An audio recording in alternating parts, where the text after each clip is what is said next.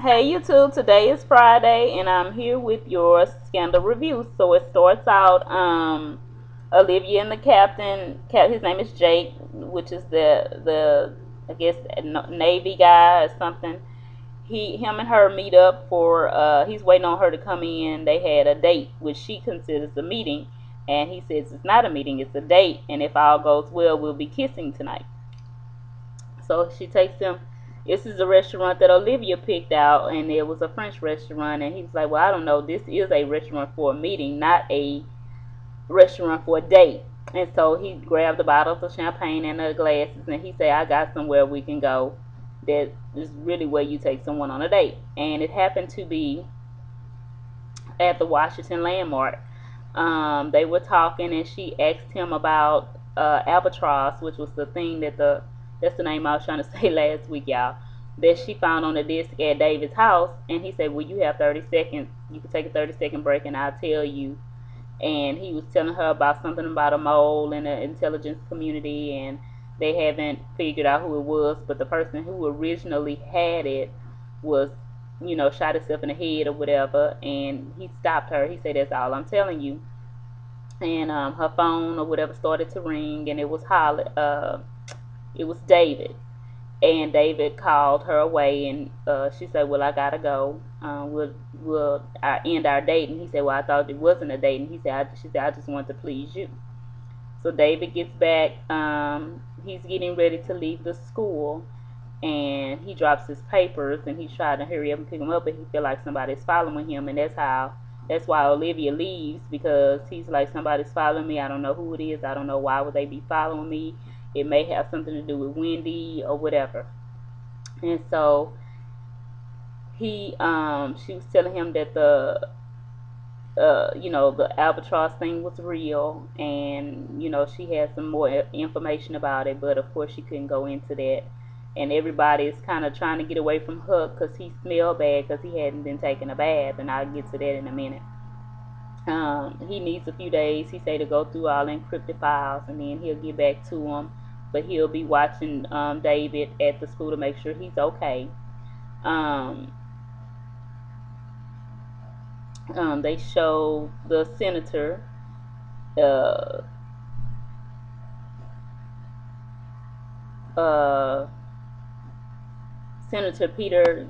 Their case is now working for the senator person, and he wants to be, I think, governor of whatever of North Carolina.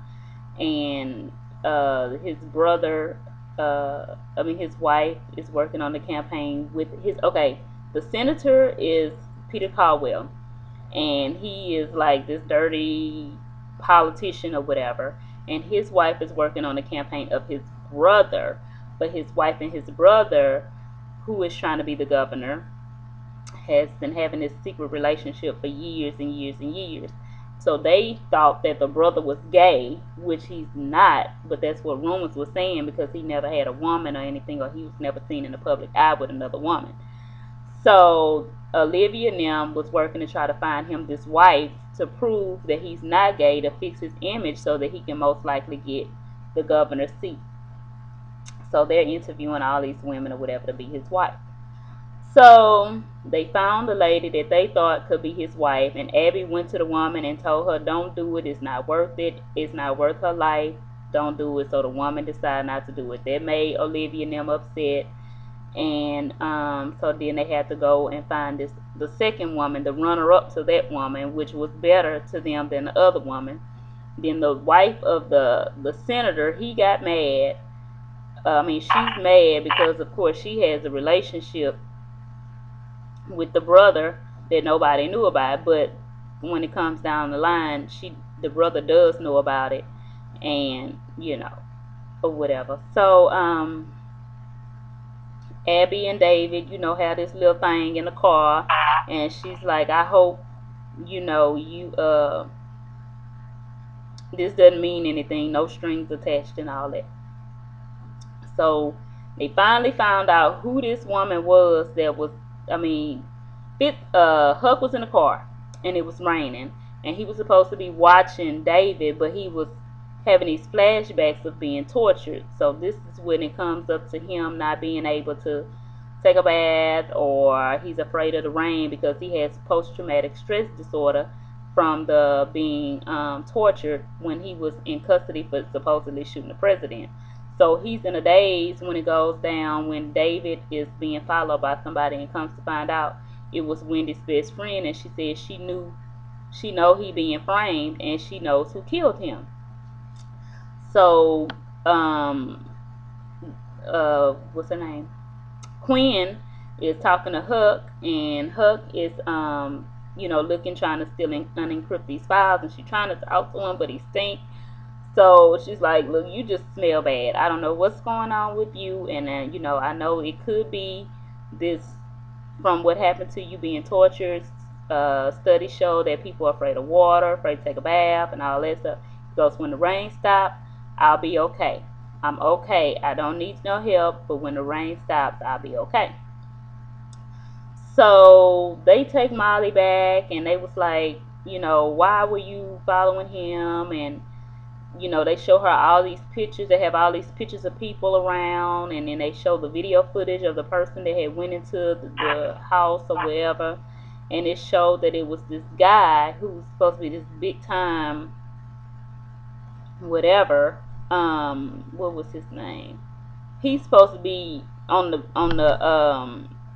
president's side, but he's doing something totally different. So once they see his face, and she's like, that's him, that's right, that's him right there. Well, he is the director of the CIA or whatever. So he is the albatross person. He's the person behind the whole thing. He is the mole. He is most likely the one that interfered with the hostages, not being able to find hostages or whatever. She points the man out. While she point him out, he in the office talking to the president, telling the president he gonna handle everything and everything is under control. So in between some of that stuff, because I'm just trying to remember little bits and pieces, the president's secretary, of course, who is Louise, she lets the man in the office come to find out that, and I should have said all this earlier, but Jake was hired by Fitz to spy on Olivia. And I was like, oh my God, no he didn't.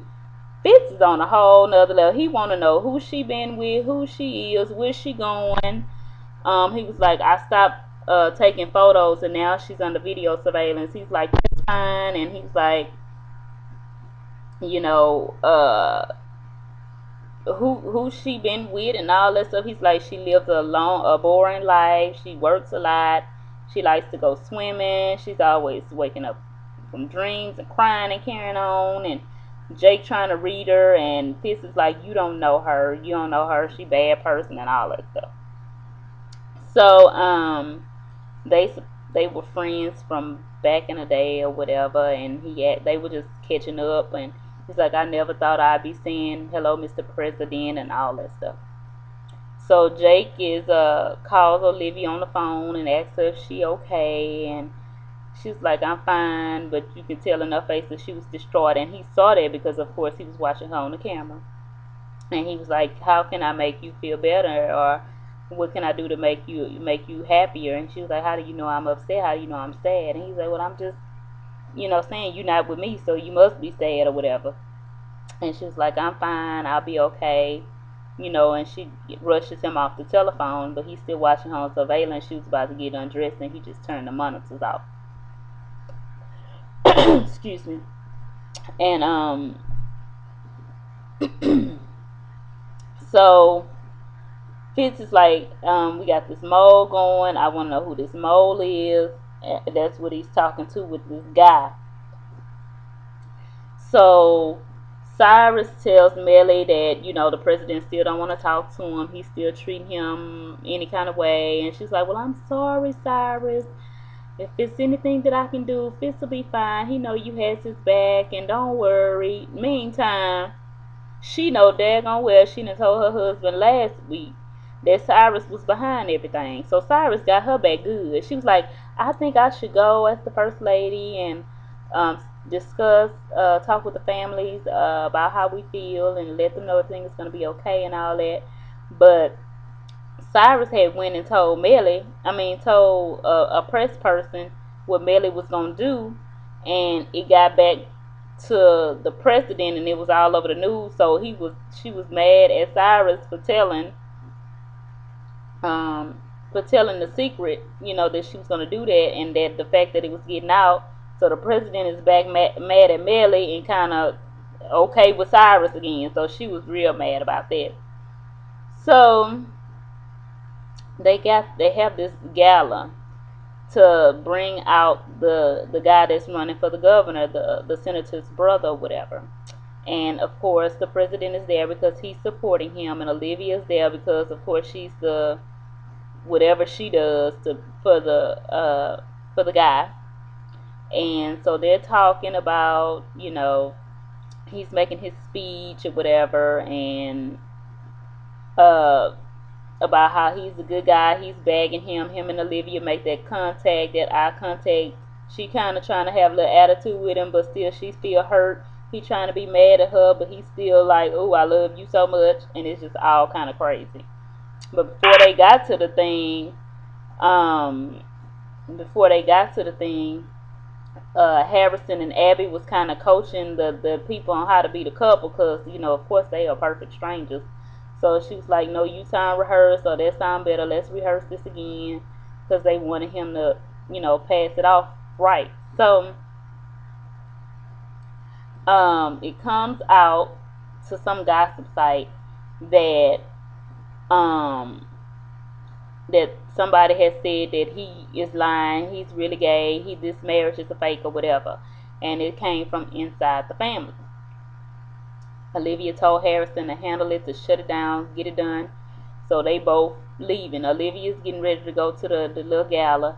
Harrison is on his way to the news reporter some kind of way. I don't know what he did, but he got the people to bag off about releasing the story. Olivia said she knew where it came from, the idea that he that it was a fake. So she gets ready to go outside of the gala, and she see the man that's running for governor, kissing on the senator's wife, which is his sister-in-law. So she's like, you need to end it, and end it now. You need to let it go. This is not what's going to be. This is not true love. This is temporary, and you're never going to be happy with these I wish I knew the word she said, because she was on it, and she was relating it to her life too, you could tell. But it's fake love. It's not real love. It's temporary. And this man is never gonna leave his wife, and this woman's never gonna leave her husband and her kids to be with you. This is not, this is not right. So before that happened, the Jake called Olivia while she was at the gala, and she told him yes, she would go out on a date with him or whatever, and she laughing on the phone and talking with him, and the president look over and see her laughing and talking on the phone. And after the gala was over, Jake went back to the president's office, and he's like, I want to know who she's been seeing. He's like, she hasn't been seeing anybody. He's like, you lying. And he was like, no sir, I'm not lying to you, she hasn't been seeing anybody. And he's like, I know her smile, I know that she needs to I know that she's seeing somebody, and you better be telling me the truth. So I mean, that's what happened with that part. Finally, Hook was able to decode one of the encrypted files, and he pulls out all this stuff, and it tells about everything. And that's when the woman Wendy pointed out who the guy was, and it was that guy that happened to be in the president's office or whatever. So that's what was going on yesterday. It was just a whole bunch of stuff going on. The president with this whole, and then they showed one of the hostages being killed by the people that were holding them hostage, and that really frustrated him. And then that's when Melly wanted to come out with the whole talk to the family members of the people held hostage, and then Cyrus set her up, but he had went to Olivia's house, and Olivia pretty much told him to set her up. He's like, the best way to get at the president is go for Melly, Melly, his heart or whatever. And then, with the president hiring his homie to spy on Olivia, and he lying, not telling her who he dating, and it's just everywhere. I mean, it's just I mean, Huck, they ain't trying to get Huck no help. Don't nobody even ask Huck how he been doing since then. But you know, Quinn, I think she has a thing for Huck, so she's been asking. But you know, he has been going through, and nobody ever thought that he would, you know, him being a assassin. I mean, he tortures people. So when it happened to him, nobody, I guess, assumed that he would probably go through something with that going on, but he did. He is having it hard too. He is having flashbacks. Anytime it rains, he can't take a shower or none of that. So we'll see what's gonna come of that. But that's all, you guys, that happened. It is not as good at it as it has been in the past since everything is revealed. I mean, it's still good. It still have you on edge. I mean, different surprises every day, like the president hiring that guy. That was a surprise, to spy on Olivia, and then this other man, that's the mole. You know, he's talking to the president saying, "I'm gonna do whatever I have to do to find this person," and he is that person. To Hug having poster. I mean, it's just everywhere. But I mean, it's still good, but it's not as good as it has been. So, but they keep us coming back, so it's all good. But I thank you guys for watching, and I'll see you next Friday for your Scandal review. Have a good weekend. Enjoy the Oscars, Academy Awards, whichever one you want to call it. Um, I won't. I mean, I may watch, may not watch, but we'll see. Anywho, maybe Carrie will win another award for Django or something. I don't know if she's nominated, but yeah. And so you guys, talk to you next week for your Scandal review. Have a good weekend. Bye bye.